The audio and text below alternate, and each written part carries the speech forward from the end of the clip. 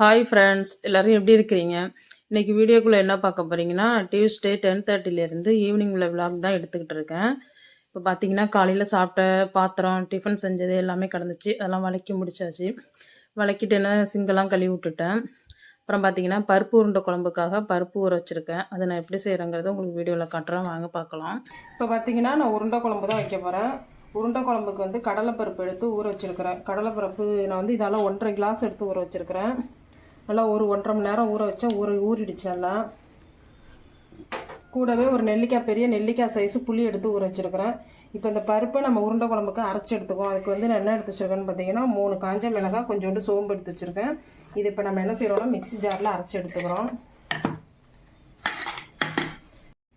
First மிளகாயும் சோம்பையும் நல்லா இந்த மாதிரி ஒரு டைம் அரைச்சிட்டு, இப்போ அதை கூட இப்போ நம்ம பருப்பு சேர்த்து அரைச்சிக்கலாம். பருப்பை வந்து ரொம்ப நைஸாக அரைக்காமல் குறைன்னு அரைச்சி எடுத்துங்க. இந்த அளவுக்கு நல்லா குறைன்னா, ரொம்பவும் குறைன்னு இல்லாமல் நைஸாகவும் இல்லாமல் இந்த அளவுக்கு குறைன்னு அரைச்சி எடுத்துங்க. அப்போ தான் உருண்டை நல்லாயிருக்கும். கூடவே வந்து நான் கருவேப்பிலை, கொத்தமல்லி, வெங்காயம் எல்லாம் நறுக்கி வச்சுருக்கேன், சேர்த்துக்கிறேன். கொஞ்சம் முருங்கைக்கீரை சேர்த்துக்கிறேன்.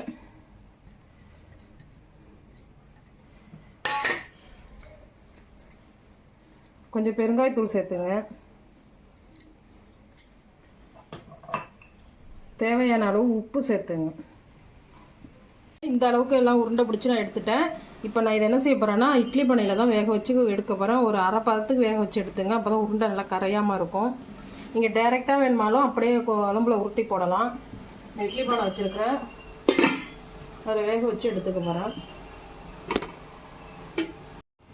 இப்போ நம்ம குழம்பு தாளித்து ஊற்றிக்கலாம்.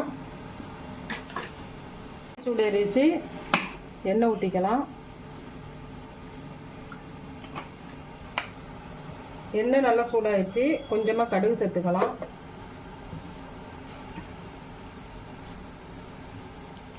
கொஞ்சமாக வெந்தயம் சேர்த்துக்கலாம்.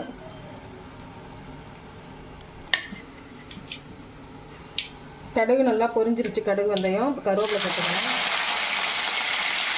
கூடவே வெங்காயம் சேர்த்துக்கலாம், பூண்டு சேர்த்துக்கலாம்.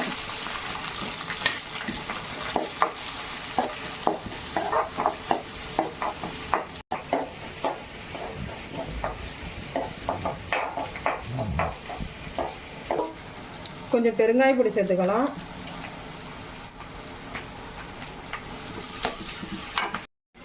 வெங்காயம் பூண்டு நல்லா வதங்கிருச்சு. இப்போ நம்ம தக்காளி சேர்த்துக்கலாம். தக்காளி வதங்கிறதுக்கு கொஞ்சம் உப்பு சேர்த்துக்கலாம். இப்போ பாருங்கள், உருண்டை இந்த அளவுக்கு வெந்தால் போதும். அடுப்பை ஆஃப் பண்ணிக்கலாம். ஏன்னா அப்போ தான் உருண்டை கரையாமல் இருக்கும். அதுக்காக தான் நான் லைட்டாக வேக வச்சு எடுத்துருக்கேன். பக்கத்துலேயே பார்த்தீங்கன்னா சாதமும் வச்சுட்டேன்.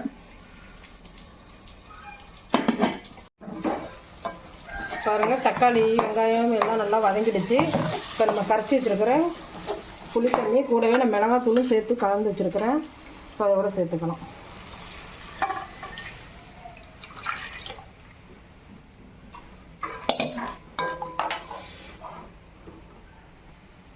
தேவையான அளவு உப்பு சேர்த்துக்கணும். இப்போ மூடி போட்டு நல்லா கொதிக்க வச்சிடலாம். இப்போ பாருங்கள், குழம்பு கொதிச்சிருச்சு. கொஞ்சமாக தேங்காய் அரைச்சி சேர்த்துக்கலாம்.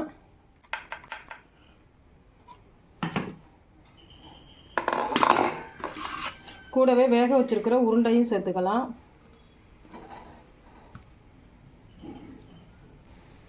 இப்போ உருண்டை சேர்த்தாச்சு. குழம்பை கொஞ்சம் நல்லா கொதிக்க வச்சிடலாம். கொஞ்ச நேரம் நல்லா கொதிக்கட்டும். மூடி வச்சிடலாம். பாருங்கள், குழம்பு சூப்பராக கொதிச்சிருச்சு. உருண்டையெல்லாம் கரையவே இல்லை பாருங்கள், அப்படியே இருக்குது. நீங்களும் இதேமாரி செஞ்சு பாருங்கள். இப்போ பார்த்தீங்கன்னா, நாங்கள் மத்தியானம் லஞ்ச் முடிச்சுட்டு கொஞ்சம் நேரம் ரெஸ்ட் எடுத்து ஈவினிங் போல் மொட்டை மாடிக்கு தான் போனோம். மொட்டை மாடி க்ளீன் பண்ணுறதுக்காக. அங்கே பார்த்தீங்கன்னா மழை பெஞ்சிக்கிட்டே இருந்ததுனால நான் கொஞ்ச நாளாக க்ளீன் பண்ணாமல் அப்படியே வச்சுட்டேன் மொட்டை மாடியை. அதனால் சரி க்ளீன் பண்ணலாம் இன்றைக்கி அப்படின்னு பிளான் பண்ணியிருந்தேன். அதனால தான் சரி மொட்டை மாடிக்கு போனோம். அப்புறம் பார்த்தீங்கன்னா, அங்கே வந்து நான் கொஞ்சம் சோத்து கத்தாழையெல்லாம் வச்சுருப்பேன். எனக்கு சோத்து கத்தாழை ரொம்ப பிடிக்கும் ஃப்ரெண்ட்ஸ், அதனால் வச்சுருக்கிறேன். அப்புறம் அரிசி கொஞ்சம் எடுத்துகிட்டு போனேன். எதுக்குன்னு பார்த்தீங்கன்னா, அங்கே கிளி, இப்போ அணில் இதெல்லாம் நெறைய வரும். நான் டெய்லியும் அரிசி வைப்பேன் காலையில, ஈவினிங் அப்படியே டெய்லியும் அரிசி வைக்கிறதுனால அது நெறைய வரும். அதுக்காக தான் எடுத்துகிட்டு போனேன். அப்படியே மொட்டை மாடிய கொஞ்ச நேரம் அப்படியே ஒரு ரவுண்டு சுற்றி பார்த்துக்கிட்டே இருந்தேன். கற்பூரவள்ளியும் வச்சுருக்கேன்.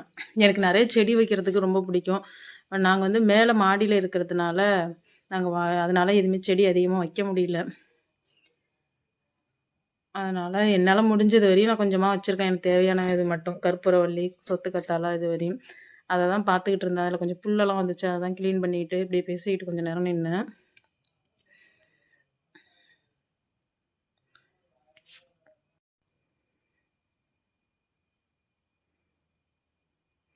அப்புறம் பார்த்தீங்கன்னா, அங்க முருங்கை மரம் ஒண்ணு இருக்கு.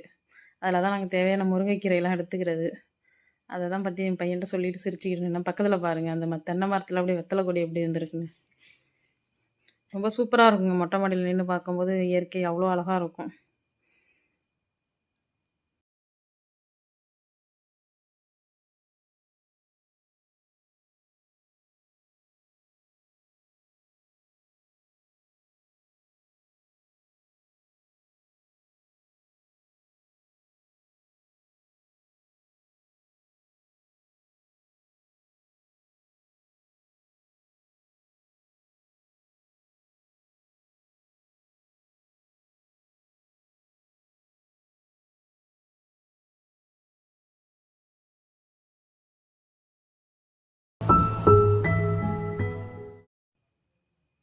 இப்போ பார்த்தீங்கன்னா ஃப்ரெண்ட்ஸ், ஒரே ஒரு தேங்காய் ஒன்று கிடந்துச்சு. அதை மட்டும் உரிச்சு வச்சுட்டு இந்த மட்டையெல்லாம் அள்ளி என்ன செஞ்சேன்னா, ஒரு சாக்கில் பேக் பண்ணி எல்லாத்தையும் அள்ளி வச்சேன்.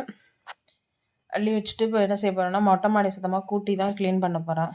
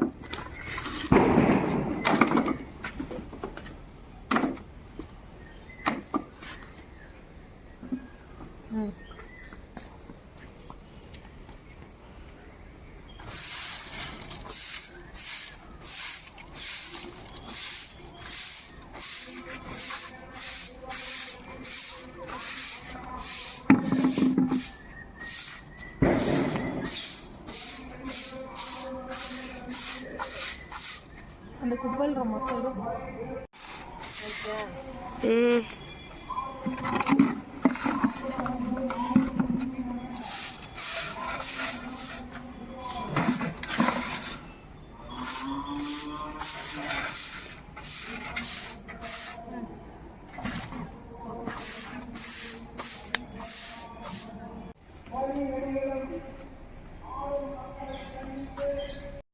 இப்போ பார்த்தீங்கன்னா கூட்டி அள்ளி முடிச்சிட்டேன். இப்போ அரிசி எடுத்துகிட்டு வந்தேன்னா அதை தான் கொட்டி வைக்கிறேன்.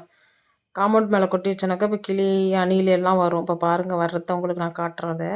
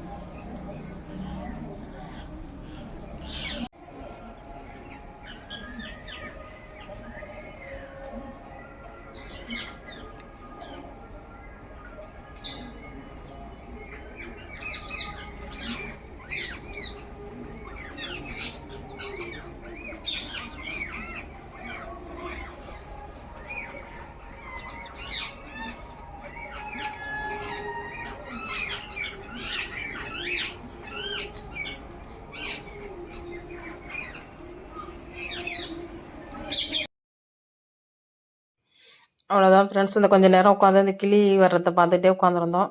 அப்புறம் அந்த மிதியடி கொஞ்சம் கைத்துணியெல்லாம் துவைச்சி போட்டிருந்தோம். அதெல்லாம் எடுத்துக்கிட்டு நாங்கள் கீழே இறங்கி வந்துட்டோம்.